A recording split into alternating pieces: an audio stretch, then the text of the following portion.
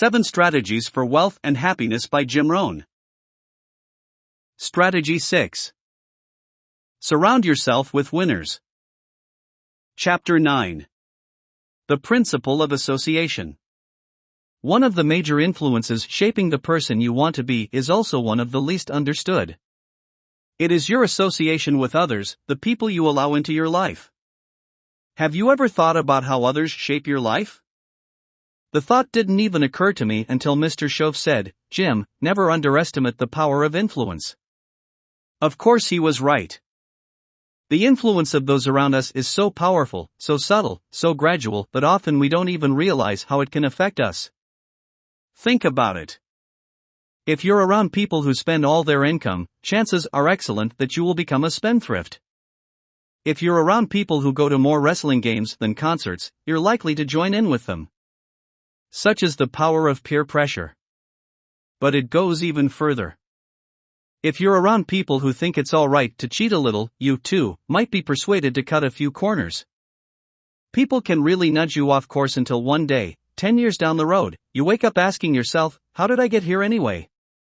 And that's not a very happy moment. To avoid wasting time with the wrong crowd, you need to ask yourself 3 fundamental questions. 1. With whom do I spend time? 2. What are they doing to me? 3. Is this association okay with me? Don't dismiss these questions. Take a look at the time you spend with each of your major associates. Is it positive and constructive, or is it negative and destructive? Not sure? Then think about these things. What have they got you doing? What have they got you listening to? What have they got you reading? Where have they got you going? What have they got you thinking? How have they got you talking? How have they got you feeling?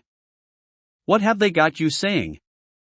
Finally, after you have really pondered these, ask yourself this one final question: are my present associations helping me grow in the direction I have chosen through goal setting?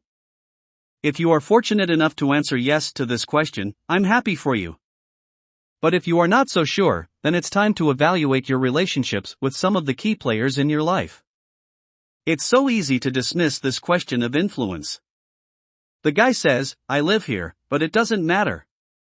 I'm around these people, but they don't bother me." Well, he's wrong. Everything matters. This is a good phrase to remember: everything matters. This book is different from many others because it deals with reality, not wishful thinking. In fact, one of the main purposes of this book is to get you to say, "The days of kidding myself are over. I really want to know what I have become and what I am becoming. I want to know what my strengths and weaknesses are, what has power over me, what's influencing me, what I've allowed to affect my life." So take a look and then another. Everything worthwhile deserves a second look, especially the power of influence. Perhaps you've heard the story about the little swallow. It was covering one eye with its wing and crying bitterly. An owl flew by and asked, "Little bird, what's wrong?" The swallow pulled away its wing and showed a gash where once it had an eye. "Now I understand," hooted the owl, blinking. "You're crying because the crow pecked out your eye." "No," replied the bird sadly, "I'm not crying because the crow pecked out my eye, I'm crying because I let him." Is there someone who is pecking away at your vision? Is there anyone who tries to blind you from seeing your dreams? Hey, it's easy to let influences shape our lives, especially negative influences. It's easy to let associations determine our direction, to let persuasion overwhelm us, to let tides overtake us, and to let pressures mold us. The question is this what you want? Are you becoming, achieving, and acquiring what you want, or are you letting others steal your dreams? Disassociation. If after analyzing your present relationships you determine that you have some weeds in your garden of association, there are a couple of things you can do. First, you can separate yourself from those people who are destructive to your well-being. I admit this is a tough thing to do, especially if it's a family member. But if you have someone who finds a great deal of pleasure in trying to peck away at your dreams, goals, or beliefs, get rid of his or her influence. Remember, it could be the choice that saves the quality of your life. Of course, life is rarely that simple. Sometimes we find ourselves having to spend time with unpleasant people, coworkers, business associates, and others. In those circumstances where you cannot fully disassociate yourself, try limited association. There are also those situations where superficially pleasant associations can have a long-term negative effect on our lives. If you spend 2 nights a week drinking with your buddies, your life may eventually spin dangerously out of balance. The consequences 5, 10, 20 years from now can be devastating. It's easy to remain mediocre.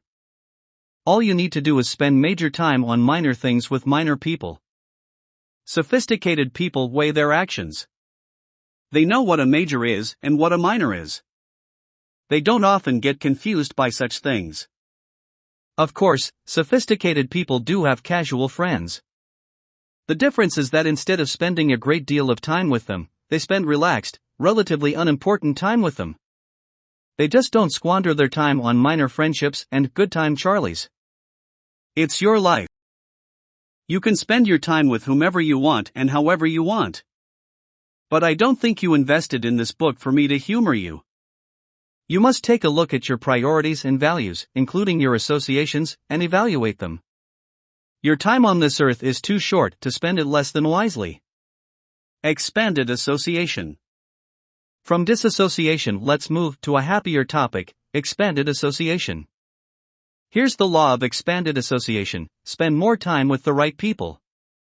Who are those right people? That depends on your goals and objectives.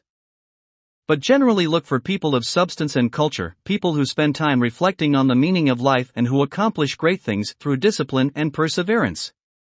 That's what Mr. Schoaf advised me shortly after we met. He said, if you truly want success, you've got to get around the right people. And then, with a wry look, he added, of course, in your present circumstances you'll have to plot and scheme to do that. And that was true. I did have to plot and scheme to get around the right people. During those early days, when called upon to give a sales presentation, I would frequently park my disintegrating jalopy minus muffler several blocks away. Invariably someone would ask me, by the way, Jim, how did you get here? To which I would respond, oh, someone dropped me off. Of course, that someone was me dropping myself off in my noisy bomb. It's really not all that difficult to associate with successful people.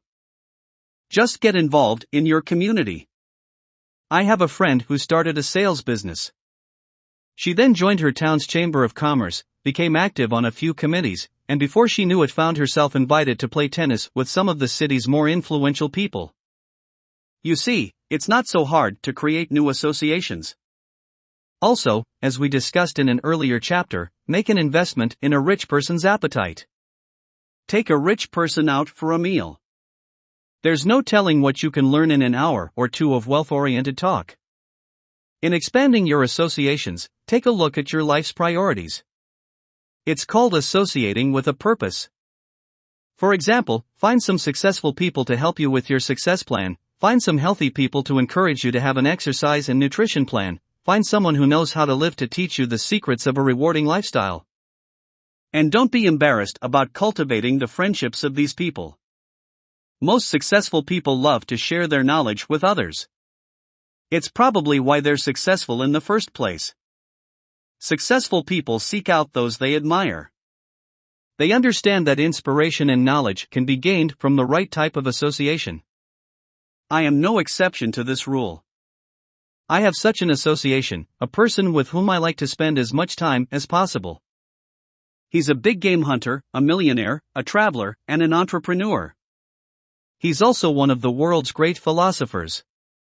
My friend has many skills, but 2 are positively uncanny. First, he has the ability to absorb a day's events in minute detail. Not only does he remember each day, I believe he can also remember every day of his adult life. He is able to recall every book he's ever read. He seems to retain every fact he learns. If I had a choice of going to a foreign country myself or having him visit and recount his trip to me, I would almost choose the latter.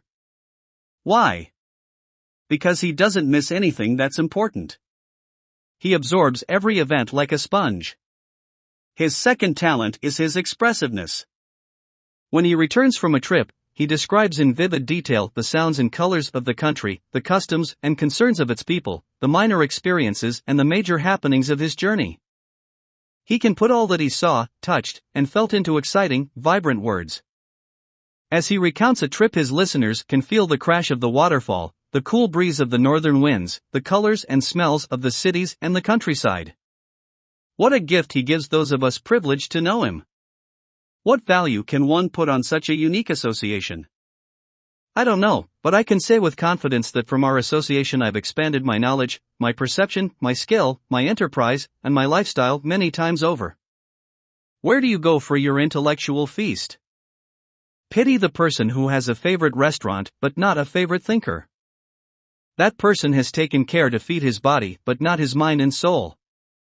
Today, thanks to Gutenberg, Marconi, and other pioneers in the field of recording information, we can also associate across the seas and throughout the centuries.